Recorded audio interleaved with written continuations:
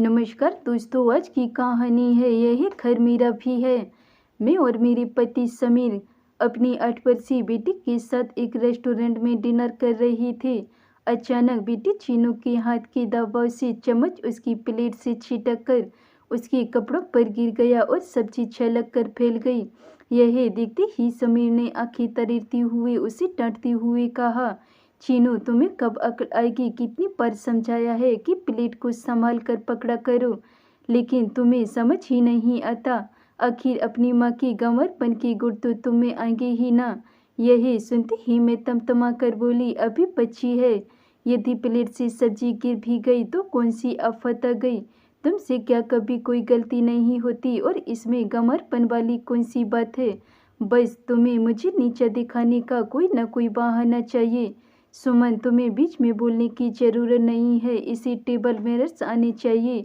मैं नहीं चाहता इसमें तुम्हारी गुण आए। जो मैं चाहूँगा इसे सीखना पड़ेगा।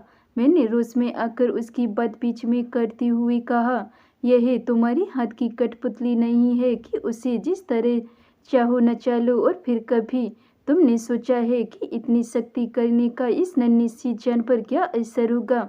वह तुमसे दूर भागने लगेगी। मुझे तुम्हारी बकवास नहीं सुननी। कहते हुए समीर चम्मच प्लेट में पटक कर बड़बड़ाता हुआ रेस्टोरेंट के बाहर निकल गया और गाड़ी स्टार्ट कर घर लौट गया। मेरी नज़र चीनू पर पड़ी, वही चम्मच को हाथ में पकड़ी हमारी पति मुख दर्शक बनी सुन रही थी। उसका चेहरा बुझ गया था। उसके हाव से लग रहा था जैसे वह बहुत आहत है कि उससे ऐसी गलती हुई जिसकी वजह से हमारा झगड़ा हुआ है। मैंने उसका फ्रॉक नैपकिन से साफ किया और फिर पुचकारते हुए कहा, कोई बात नहीं बेटा, गलती तो किसी से भी हो सकती है। तुम अपना खाना खाओ। नहीं मम्मा, मुझे भूख नहीं है, मैंने खा लिया। कहते हुए वह उठ गई। मुझे पता था कि अब वह नहीं खाएगी। सुबह वह कितनी खुश थी जब उसे पता चला था कि आज हम बाहर डिनर पर जाएंगे। यही सोचकर मेरा मन रुआसा हो गया कि मैं समीर की बात पर प्रतिक्रिया नहीं देती तो बात इतनी नहीं बढ़ती। मगर मैं भी क्या करती? आखिर कब तक बर्दाश्त करती? मुझे नीचे दिखाने के लिए बात बात में चीनू को मेरा उदाहरण देकर कि आप अपनी माँ जैसी मत बनना, उसे डांटता रहता है। मेरी चिढ़ को उस पर निकालने की उसकी आदत बनती जा रही थी। हम दोनों कैब लेकर घर आए तो देखा समीर दरवाजा बंद करके अपने कमरे में था। हम भी आकर सो गए, लेकिन मेरा मन इतना अशांत था कि उसके कारण मेरी आंखों में नींद आने का नाम ही नहीं ले रही थी। मैंने बगल में लेटी चीनू को भरपूर दृष्टि से देखा। कितनी मासूम लग रही थी वह।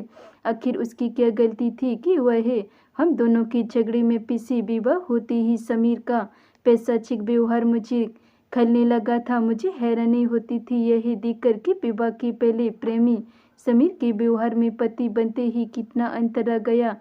वह मेरे हर काम में मीड मेक निकाल कर यह जताना कभी नहीं चूकता कि मैं छोटे शहर में पली हूँ। यहाँ तक कि वह किसी और की उपस्थिति का भी ध्यान नहीं रखता था। इससे पहले कि मैं समीर को अच्छी तरह समझूं, चीनू मेरे घर में आ गई। उसके बाद तो मेरा पूरा ध्यान ही आने वाले बच्चे की अगवानी की तैयारी में लग गया था।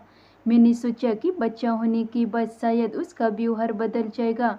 मैं उसके पालन पोषण में इतनी व्यस्त हो गई कि अपने मान अपमान पर ध्यान देने का मुझे वक्त ही नहीं मिला।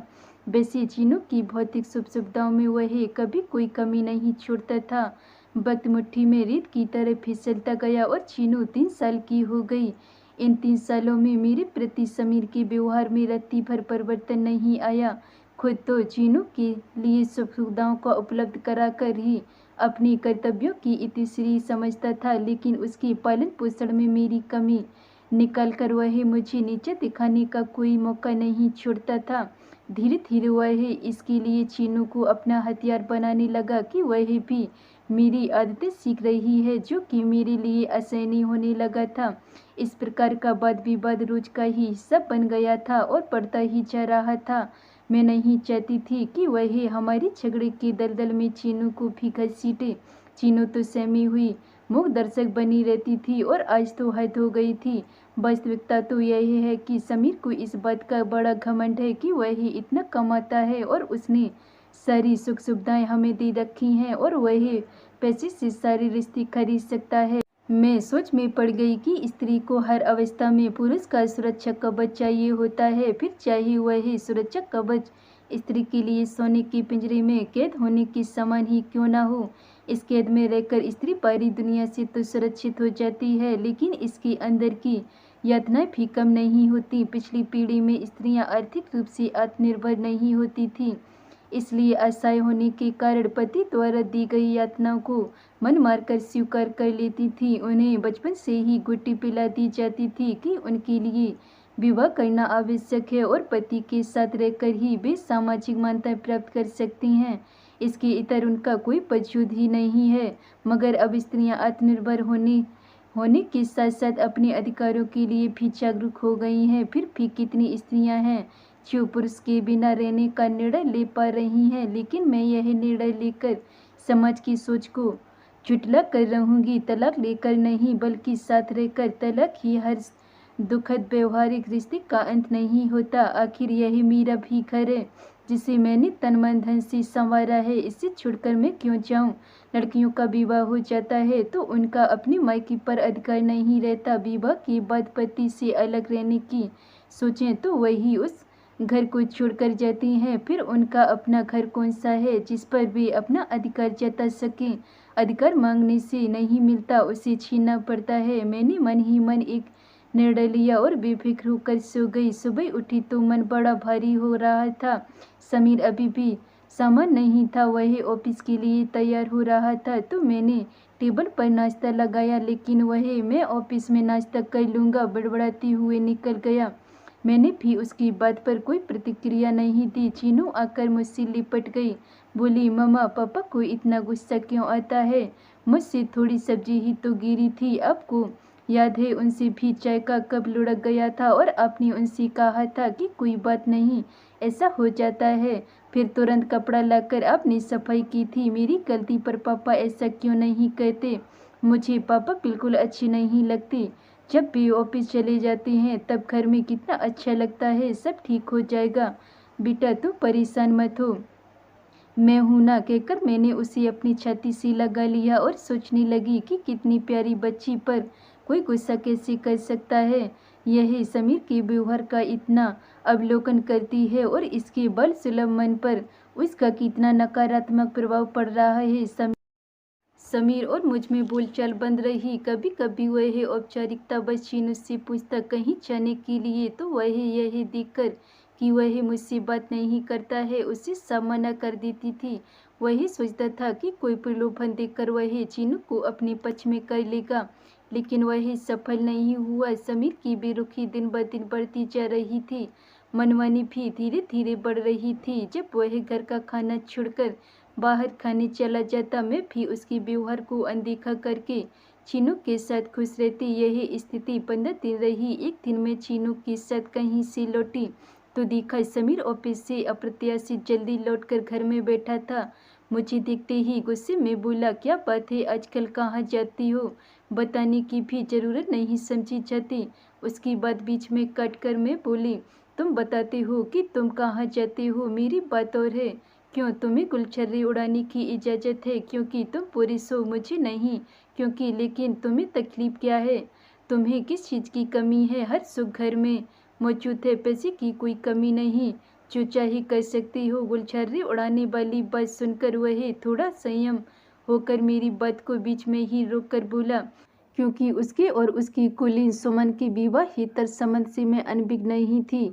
तुम्हें क्या लगता है इन भौतिक सुखों के लिए ही स्त्री अपने पूर्व रिश्तों को विवाह की सप्तपदी लेते समय ही हवन कुंड में झोंक देती है और बदले में पुरुष उसके शरीर पर अपना प्रभुत्व समझकर जब चाहे नोच खसोट कर अपनी मर्दानगी दिखाता है। स्त्री भी हाड़ मांस की बनी होती है, उसके पास भी दिल होता है, उसका भी स्वाभिमान होता है। वही अपनी पति से आर्थिक सुरक्षा के साथ साथ मानसिक और सामाजिक सुरक्षा को भी अपेक्षा करती है। तुम्हारे घर वाले तुम्हारे सामने मुझे कितना भी नीचा दिखा लें, लेकिन तुम्हारी कोई प्रतिक्रिया नहीं होती। तुम मूक दर्शक बने खड़ी देखती रहती हो। स्वयं हर समय मुझे नीचा दिखाकर मेरे मन को कितना आहत करते हो, यह कभी सोचा है। ठीक है, यदि तुम यहाँ खुश नहीं हो तो अपने मायके जाकर रहो, लेकिन चीनू तुम्हारी साथ नहीं जाएगी। वह मेरी बेटी है, उसकी परवरिश में मैं कोई कमी नहीं रहने देना चाहता। मैं उसका पालन पोषण अपनी तरीके से करूँगा। मैं नहीं चाहता कि वह तुम्हारे साथ रहकर तुम्हारे स्तर की बने। समीर के पास जवाब देने को कुछ नहीं बचा था, इसलिए अधिकतर पुरुषों द्वारा प्रयोग किए जाने वाला अंतिम बार करते हुए चिल्लाकर बोला, चिल्लाओ मत। सिर पैदा करने से ही तुम चीनू के बाप बनने के अधिकारी नहीं हो सकते। वह तुम्हारे व्यवहार से आहत होती है। आजकल के बच्चे हमारे जमाने के बच्चे नहीं हैं कि उन पर अपने विचारों को थोपा जाए, पर उनको उस तरह नहीं पाल सकते जैसे हमें पाला गया है। इनके पैदा होने तक समय बहुत बदल गया है। मैं तुम्हें तुम्हारी पुरानी तरीके की परवरिश के दलदल में नहीं फंसने दूंगी। मैं उसके लिए वही सब करूंगी जिससे कि वह अपनी निर्णय स्वयं ले सके। और मैं तुम्हारी पत्नी हूँ, तुम्हारी संपत्ति नहीं। यह घर मेरा भी है। जाना है तो तुम जाओ। मैं क्यों जाऊँ इस घर पर? जितना तुम्हारा अधिकार है उतना ही मेरा भी। समाज के सामने मुझसे विवाह किया है, तुम्हारी रखेल नहीं हूँ। जमाना बदल गया है, लेकिन तुम पुरुषों की स्त्रियों के प्रति सोच नहीं बदली। सारी वर्जनाएं हमारी कर्तव्य स्त्रियों के लिए ही क्यों? उनकी इच्छाओं आकांक्षाओं का तुम पुरुषों की नज़रों में कोई मोल नहीं है। उनके वजूद का किसी को एहसास तक भी नहीं, लेकिन स्त्रियों भी क्यों उर्मिला की तरह अपने पति के निर्णय को ही अपनी नियत समझकर स्वीकार लेती हैं? क्यों अपने सपनों का गला घोटकर पुरुषों की दिखाई मार्ग पर आँख मूंद कर चल देती हैं? क्यों अपने जीवन के निर्णय स्वयं नहीं ले पाती? क्यों औरों के सुख के लिए अपना बलिदान करती हैं? अभी तक मैंने भी यही किया, लेकिन अब नहीं करूंगी। मैं इसी घर में स्वतंत्र होकर अपनी इच्छानुसार रहूंगी। समीर पहली बार मुझे भाषात्मक तरीके से बोलते हुए देखकर वह अबाक रह गया। पापा, मैं आपके पास नहीं रहूंगी। आप मुझे प्यार नहीं करते, हमेशा डांटते रहते हैं। मैं मामा के साथ रहूंगी और मैं उनकी तरह ही बनना चाहती हूँ। आई हेट यू पापा। पर्दे के पीछे खड़ी चीनू, जो कि हमारी सारी बातें सुन रही थी, बाहर निकलकर रोष और खुशी के मिश्रित आंसू बहने लगी। मैंने देखा कि समीर पहली बार चेहरे पर हारे हुए खिलाड़ी के से भाव लिए मुख दर्शक बना रह गया। धन्यवाद दोस्त।